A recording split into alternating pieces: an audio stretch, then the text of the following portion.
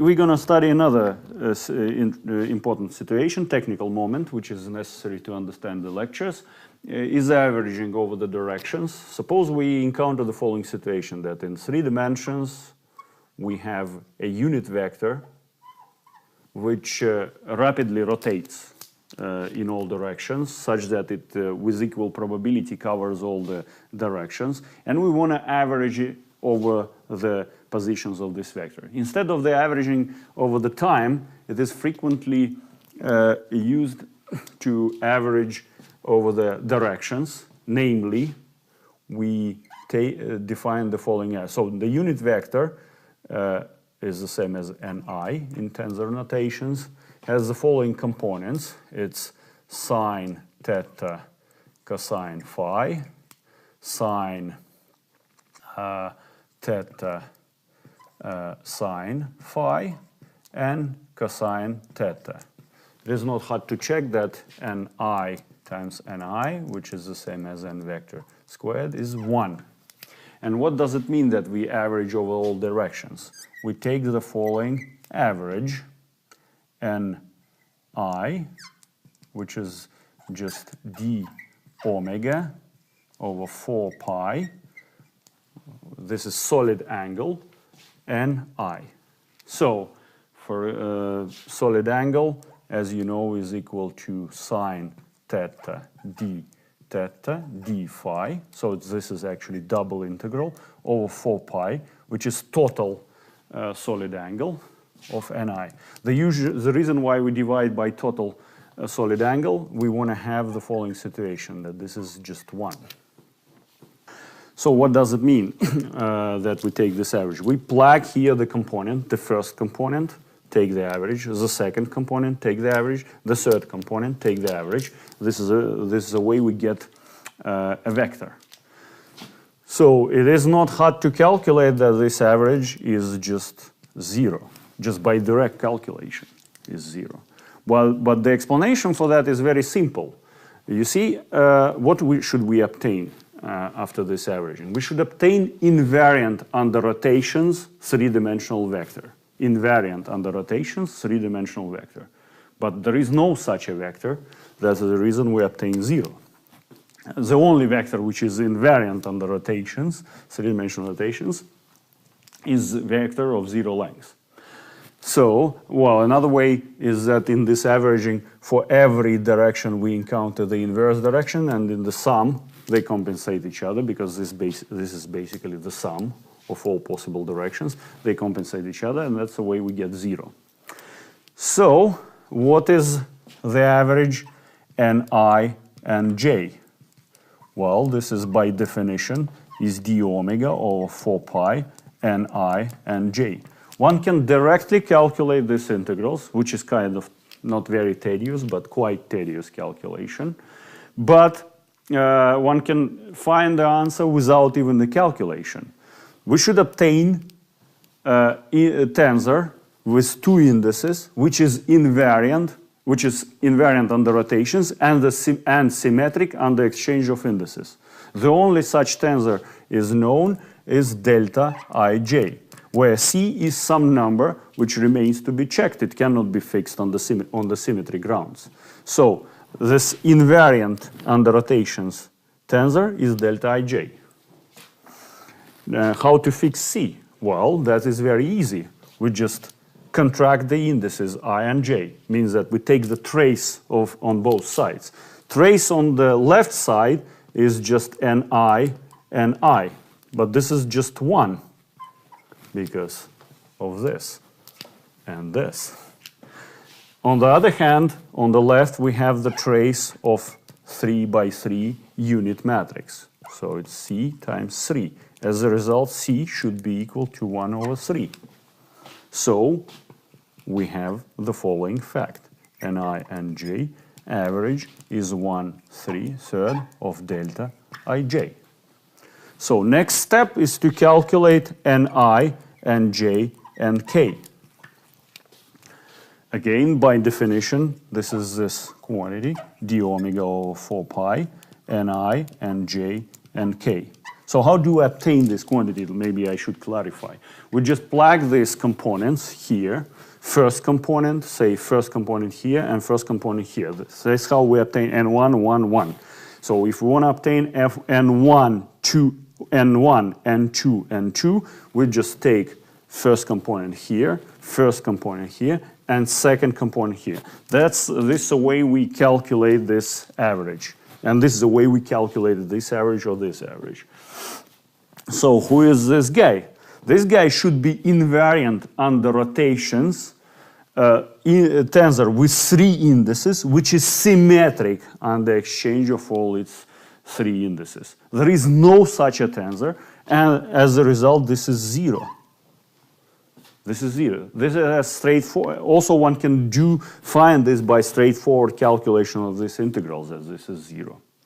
In fact, one can show that if one takes the average of any odd number, so if we have ni, 2k plus 1, this is always 0 for any integer k. This is always 0 because there is no tensor which carries odd number of indices and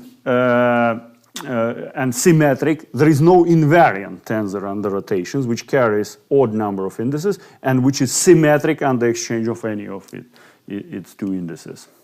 So next step is to calculate Ni, Nj, Nk, and L.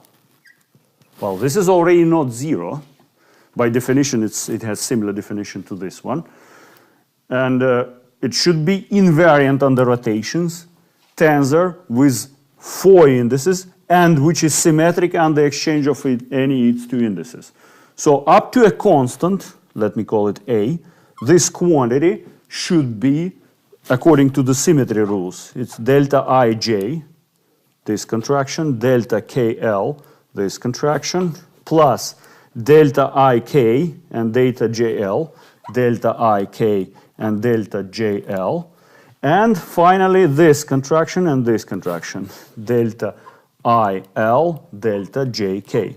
So this quantity is invariant under rotations and symmetric on the exchange of any couple of its indices here. So what remains to be fixed is this constant. To do that, we just contract 2 indices. Say we contract these 2 indices. It means that we equate them and sum over them. So as a result, we obtain Ni and J times N squared average on the left-hand side, which is just Ni and J.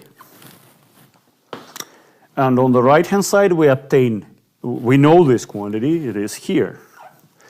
And on the right-hand side, we obtain A times delta Ij, delta LL, which is actually 3, delta Ik, delta Jk, plus delta IL, delta JL. So this is 3, this is delta Ij, this is delta Ij. What do we obtain as a result? We obtain that A times 5 times delta Ij. One can see, using this and this, that A should be equal to 1 over 15. So, as a result, Ni, Nj, Nk, and L is 1 over 15 delta Ij, delta Kl, plus delta Ik, delta Jl, plus delta Il, delta Jk. So we have defined and calculated the average of Ni, which is just 0, the average of Ni and J, which is just 1/3 in 3 dimensions, delta Ij. In fact, in d dimensions, the answer would be 1 over d delta Ij, where I and j are ranging from 1 to d. And also we found that Ni and j and k average is 0. and found the answer for, I will not write it, nj and k and l equals to something.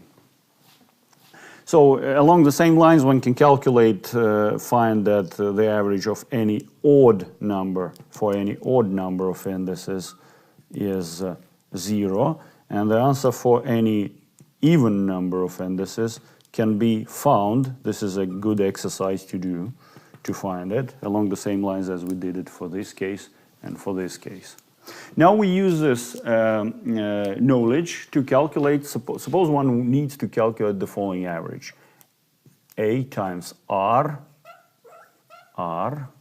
scalar product, B times R, scalar product, and the average. So in this average we assume that A and B are constant vectors, not participating into the average. And also what is fixed is the modulus of R. It's constant. And the average is done with respect to all directions of R. So let me write this as follows. So this is A, I, R, I, B, J, R, J. Scalar product. In space-time, in space, lowercase and uppercase indices are not different, so we write both indices as lowercase. And so this is equal to I, AI, BJ times average of RI, RJ. This is equal to IJ, BJ times R squared divided by RI over R, RJ over R. This is equal to I, AI, BJ, R squared, average of NI and J. This is already a unit vector of unit lengths, and this average we know from here. So I, B, J, R squared, 1/3 times delta I, J. This, together with this, gives us scalar product of A and B. So this is R squared over 3, scalar product of A times B. And similarly, one can calculate many other exercises in these directions, and that will be convenient and important knowledge for many situations we encounter in special or general theory of relativity.